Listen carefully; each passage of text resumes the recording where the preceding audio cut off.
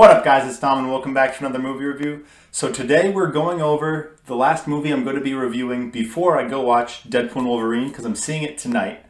So I'm just going to let you know I will continue on finishing up all the X-Men and Mutant movies. I still have Dark Phoenix and New Mutants to do after this. But today we're going over Deadpool 2. Deadpool 2, directed by David Leitch and partially written by Ryan Reynolds. Foul-mouthed mutant mercenary Wade Wilson, aka Deadpool, assembles a team of fellow mutant rogues to protect a young boy with abilities from the brutal, time-traveling cyborg Cable. Let's get right into the 10 essential aspects of a movie. The first essential aspect is plot. So overall, the plot for Deadpool 2 was good. I actually did really enjoy it. I think obviously there's a few things that could be better, but definitely not enough to really hate it and really complain about it.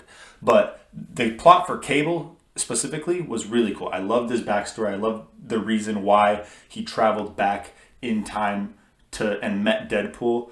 It was like Deadpool was the main character, and usually that's why if someone travels back in time, it's to interact with the main character. No, Deadpool wasn't even in the equation. Cable did not know who he was. He traveled back in time for a completely different reason and happened to stumble upon Deadpool. I thought that was interesting because it kind of made Deadpool a side character in his own movie in some ways. And otherwise, the rest of the plot, the sad moments that I'm not going to really spoil, but there's a lot of sad moments in it that really hit hard, especially for a lovable character like Deadpool, that elevated the plot. So I think they definitely nailed the plot, especially the Cable stuff, and I'm glad how they did it. The second essential aspect is attraction. I mean, who are we kidding here? It's Deadpool. Of course the entertainment's going to be off the charts. The comedy, the action, just the characters in general, all of them were entertaining throughout the whole movie. There wasn't really a part where I was bored. I was always laughing. I was always intrigued. So I'm not even going to waste your time on it because, yeah, obviously this movie is attractive. The third essential aspect is theme. I think if you've watched Deadpool 2, the theme is fairly obvious. It's all about family. I mean, he even said in the movie that this is a family movie.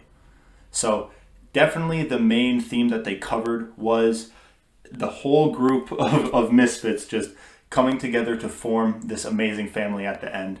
And that's what the goal of the movie really was when it came to theme. So that's definitely the theme. The fourth essential aspect is dialogue. So just like in Deadpool 2, how I said, the conversation between the characters isn't even the strongest point of dialogue, even though it is really good in this movie as well. But it's the talking to the audience, the fourth wall breaking that Deadpool is known for. Talking to the people that are watching the movie that he is in, that he is aware of. That is obviously his shtick. That's what he's best at. That's why it works so well in these movies. Because as an audience member of watching the movie, I'm excited whenever he's talking to me, just because I know that's all the character's about. That's even in the comics. He talks to the people reading the comics, and that's the most important piece of dialogue to have in a Deadpool movie. So they definitely nailed that. It's really hard not to with Ryan Reynolds being Deadpool. He plays him so perfectly. He knows when to speak to the audience. So definitely nailed the dialogue. The fifth essential aspect is acting. So there's two main actors that I want to cover in this section. First, obviously, is Ryan Reynolds. Because not only did he play Deadpool, he also voiced Juggernaut, which I didn't even know. Even though I watched this movie so many times, I did not know that until I looked at the list of the actors in this movie.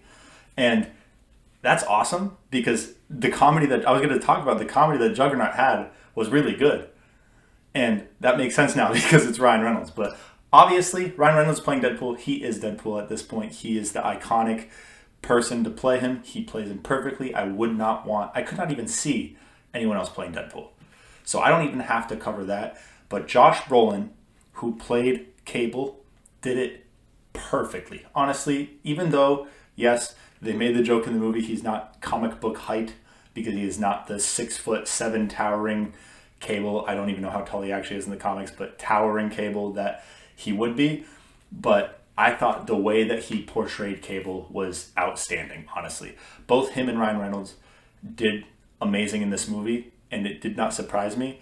But I also, obviously, Josh Brolin played Thanos in Infinity War and Endgame, and I love that that was mentioned in the movie too. That just made my day, honestly. But those two actors in particular did amazing, even though everyone else did awesome too. The sixth essential aspect is cinematography. So Deadpool 2 excelled when it came to cinematography. Honestly, I think it's its best feature because not only were all the action scenes with the slow motion and the fight and all the different fight scenes in general were really, really fun to watch, but also really good looking, which was good. But there's one scene in particular that I really wanted to cover. Actually, two scenes. One of them was the intro credits because that was really cool and creative, and I loved the way that it rolled into the movie. But the actual scene that I want to talk about, which, spoiler warning ahead, I'll leave the timestamp above again just because I have to cover it. The scene where Wade finally dies when he has the collar on and he took the bullet for Russell, and he meets Vanessa and he walks through the invisible barrier and not only gets to finally see Vanessa, who died already, but reverts back to his original look before the skin cancer took over. I bawled my eyes out because he finally got his wish to obviously be with Vanessa, but the wish that he had in the first movie to return back to his good-looking self. That scene carried so much emotion. So I had to mention it in cinematography. Obviously, cinematography is all about the portrayal of emotion and the way the movie makes it look. So they nailed it. Honestly, 10 out of 10, props to them. The seventh essential aspect is editing. So this movie is an hour and 59 minutes long, right before the 2-hour mark, which usually is the hit or miss for if the movie's too long or not. And I mean, just like I said in Deadpool 1, I could watch Deadpool for hours and hours and not complain at all. That's how much I love these movies. That's how entertaining they are to me. So to me, again, I'm going to say it just like I said in the first one, I feel like it's too short. But as the movie stands on its own, I'm glad they kept it under that 2-hour mark because it let them progress the plot and pace the story well and wrap it up nicely in a way that made us accept it. And the after credit scene, of course, I'm not going to spoil it, but it added to the plot of this movie and it progressed to showing what's going to be in the next movie. So everything down to the after credit scenes was paced out perfectly, and I'm not surprised. The eighth essential aspect is soundtrack. I feel like I haven't been able to talk soundtrack in any of my previous reviews because they were only okay. They fit, but weren't anything spectacular. But in this movie, not only were the songs perfect for Deadpool's humor, but they matched the scenes so well. Like all the fight scenes having happy music is just such a Deadpool thing to do, and I'm glad they included it. And the when Ashes played over the one really, really sad scene at the end, that made me from sad to just straight up depressed. Like I was bawling my eyes out during that scene, mostly because of that song. It just tugged at my heartstrings. So the soundtrack was perfect for this movie, and I'm glad they chose all the songs they did. The ninth essential aspect is directing. So the director of this movie is David Leitch, and it was his job to take these previous 8 essential aspects, put them together to make a movie that's worth watching.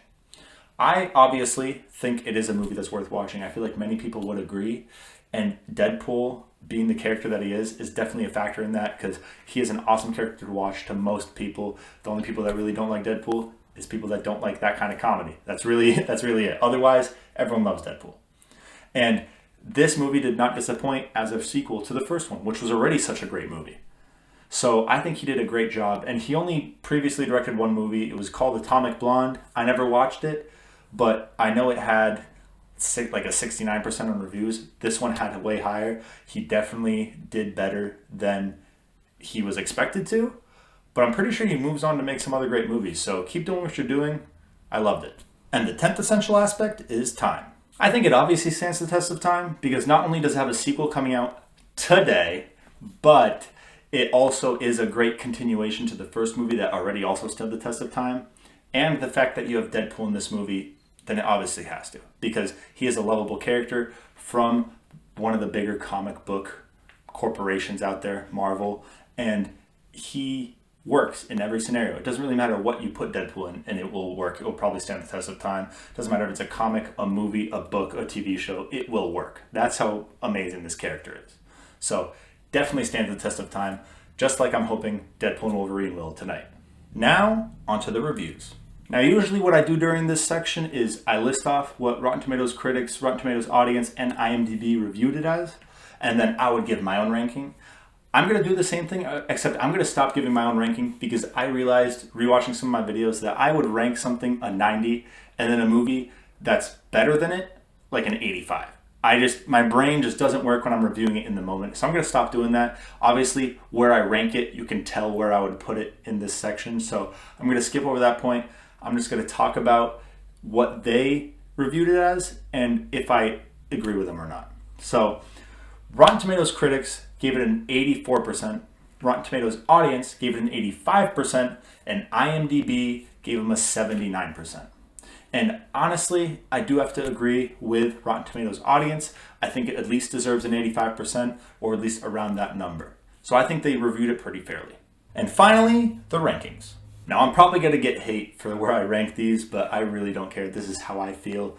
And honestly, this one I put slightly lower, and it just kept pushing its way up the more I thought about it. So in 2018, it will be first, since it's the only movie I've reviewed in that time. Obviously, it will change once I get more movies from 2018. But for now, let's move on to the 2010s. Yeah, Dom, it's the 2010s now. So it will rank fourth. It will be above Logan and below Days of Future Past. I just reviewed Logan, and I put it here. Honestly, I was originally going to put Deadpool at like 6th or 7th, or no, not in 2010s, but in all time. But then I kept having to move it up. I kept thinking, okay, compared to Deadpool 1, I realized that the plot is a way better in Deadpool 1, but in Deadpool 2, I honestly think the comedy might be a little better. I think they really leaned in to this fourth wall breaking, these references. The amount of DC references in this were awesome, by the way. Like the fact that he said Cable is so dark that he belongs in the DC universe, that's awesome. I love that comedy, and I think they did it better in this than they did in the first movie. So I had to keep moving it up. So yeah, it's going to end up being fourth. And for the same reasons that Logan was in fourth. So if you want to know why I think that this is here, go check out the last video. And now in all time, it's going to be the same situation, just like when I watched Logan. It's going to be fourth. It's going to be above Logan and below Days of Future Past. Now, overall, when I make these rankings, it's basically because I like one movie more than the other, or I enjoyed watching it more than the other. But I do want to obviously influence it, how it's made on its own. If it's a standalone movie without any nostalgia or judgment, where will it stand? And I still think that this movie deserves to be at fourth. That's all I have for Deadpool 2. I hope you guys enjoyed this review. If you did, make sure to leave a like and subscribe, and make sure to comment what movie you want me to review next. I'm so excited to watch Deadpool and Wolverine later. Make sure to stay tuned for that review. It will be in the next few days, obviously. This isn't my job. I work an actual job for a living, so once I finish up that, I'll find some time and I'll make sure to edit that movie after I watch it tonight and get that review out for you guys. But either way, I hope you guys have an amazing day. Peace out.